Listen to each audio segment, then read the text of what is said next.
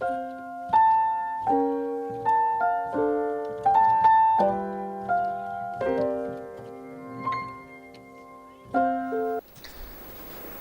umat Allah ini berkati Tuhan. Dimanapun Anda berada saat ini, kasih karunia, kemurahan, berkat, kuasa, kekuatan dari Tuhan Yesus bersama dan tidak pernah meninggalkan kita.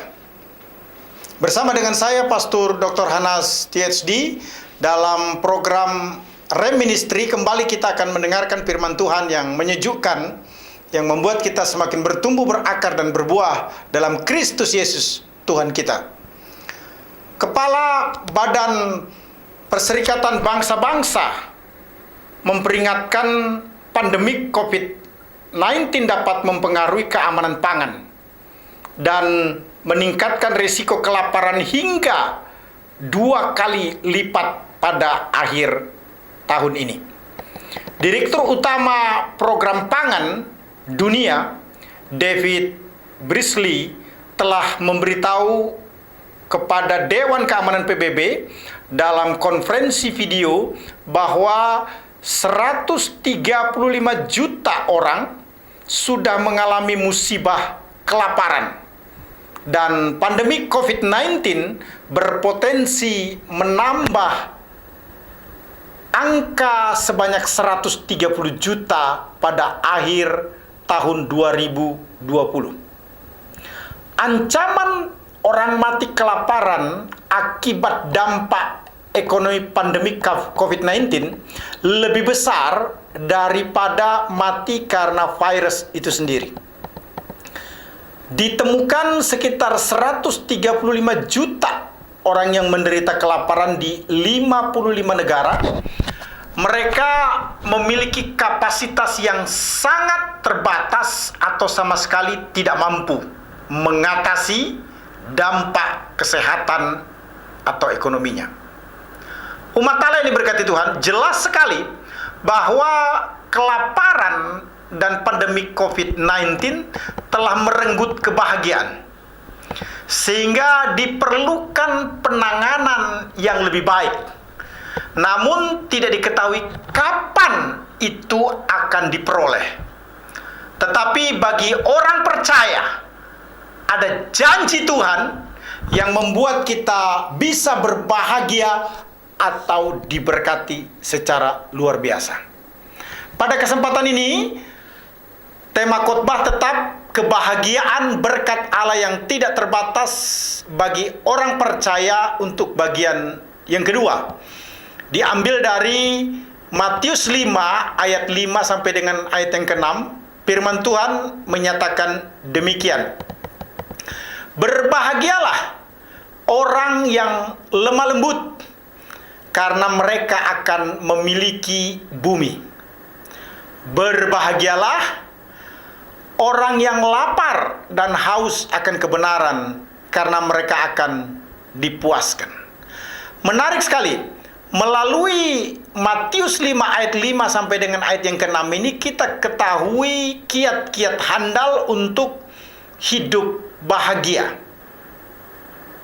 Satu kondisi keadaan yang mana kita diberkati Tuhan secara luar biasa. Pertama, berbahagialah atau diberkati karena hidup dengan lemah lembut. Ayat 5 berkata, berbahagialah orang yang lemah lembut, karena mereka akan memiliki bumi. Blessed are the meek, for they shall inherit the earth. Dalam bahasa ini istilah yang dipakai adalah lemah lembut.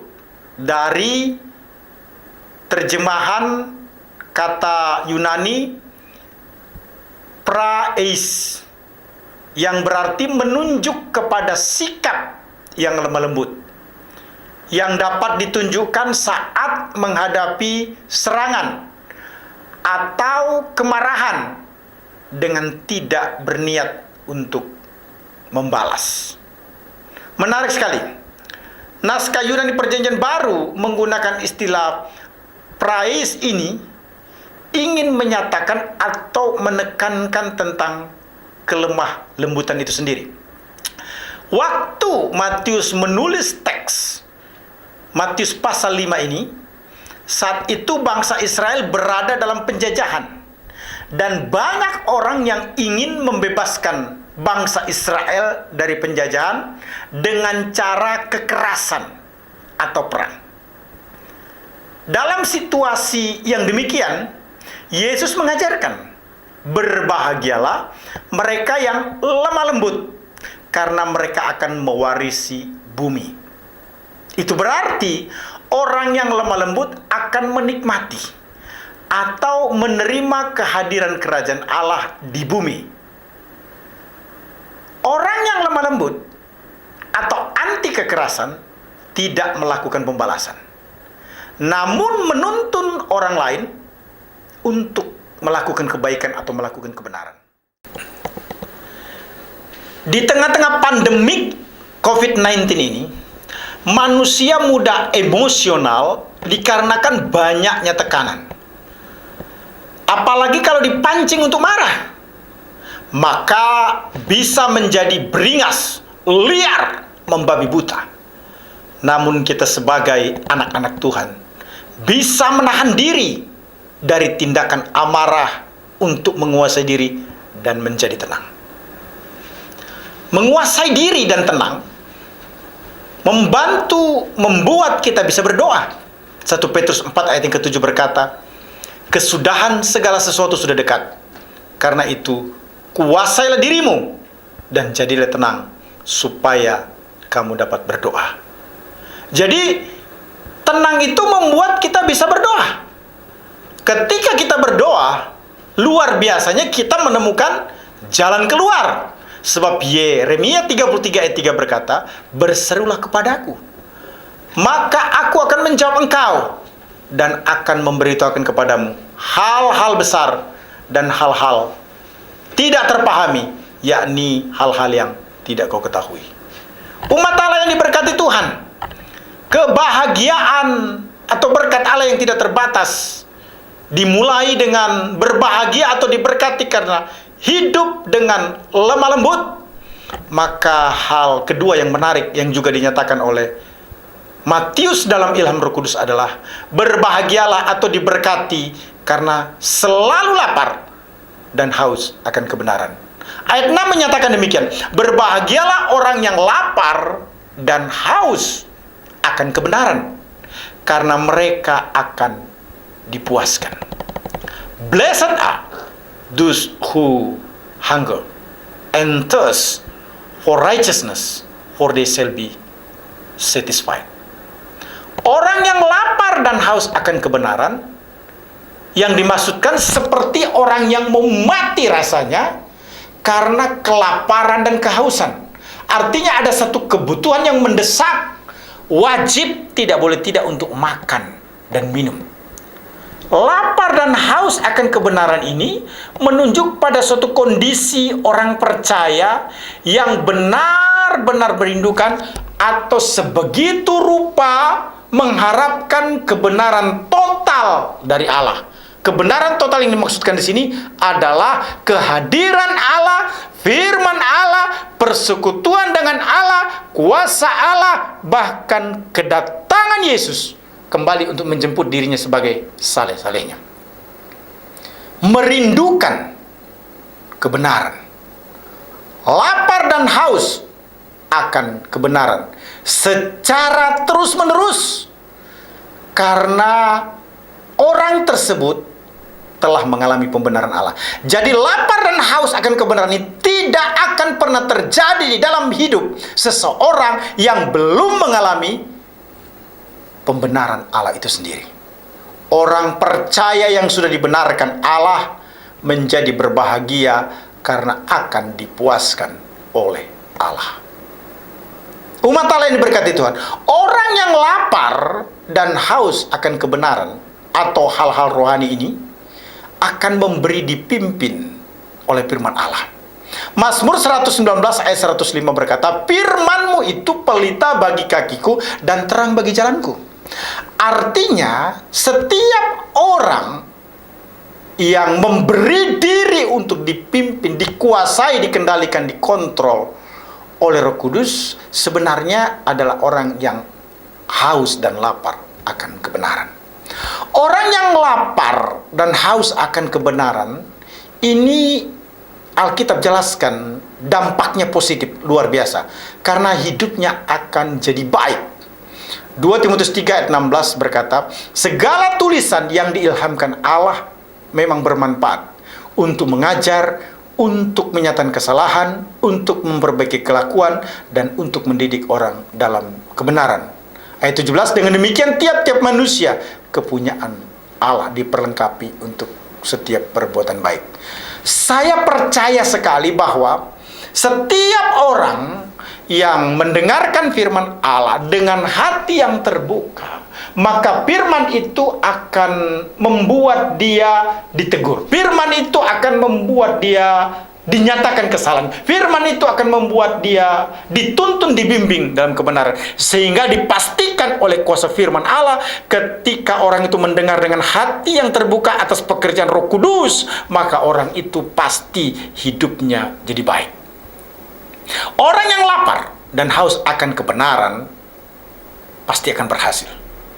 Karena Mazmur 1 ayat yang kedua sampai dengan ayat yang ketiga berkata demikian. Tetapi yang kesukaannya ialah Taurat Tuhan, dan yang merenungkan Taurat itu siang dan malam. Ia seperti pohon yang ditanam di tepi aliran air, yang menghasilkan buahnya pada musimnya, dan yang tidak layu daunnya. Apa saja yang diperbuatnya berhasil. Mengapa orang percaya itu dalam hidupnya berhasil? Karena hatinya ada firman, pikirannya ada firman, firman yang ada dalam hati dan pikiran itu menguasai, mengendalikan, mengontrol orang tersebut, sehingga apapun keputusan-keputusan orang tersebut selalu selaras sesuai dengan firman Allah. Maka dengan demikian orang tersebut akan menjadi beruntung atau berhasil. Frekuensi kecenderungan kita semestinya lebih banyak membaca atau merenungkan firman Allah dibanding menonton atau membaca tulisan lainnya, bahkan WhatsApp sekalipun. Namun di tengah-tengah pandemi COVID-19 ini, kalau boleh saya katakan, waktu kita yang begitu banyak, kita jarang keluar rumah, kita bekerja dari rumah, melakukan banyak aktivitas dari rumah. Dengan demikian, waktu kita menjadi lebih banyak di rumah. Sangat disayangkan, tidak menggunakan waktu itu dengan baik untuk membaca, merenungkan firman Allah.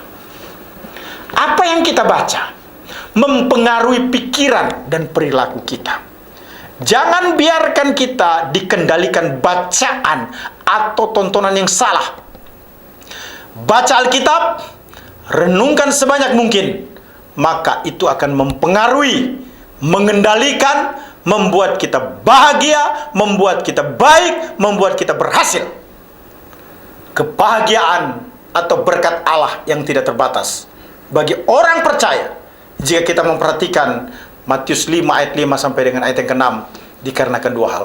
Pertama, berbahagialah atau diberkati karena hidup dengan lemah lembut. Orang yang lemah lembut selalu mengutamakan ketenangan, sehingga bisa berdoa dan menemukan jalan keluar atas setiap masalahnya. Yang kedua, berbahagialah atau diberkati karena selalu lapar dan haus akan kebenaran.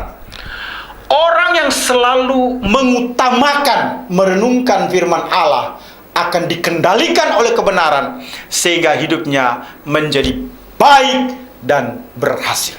Saya percaya kita memilih untuk menjadi orang yang berbahagia atau diberkati Tuhan secara luar biasa. Tuhan memberkati kita semua. Shalom Immanuel. Amin.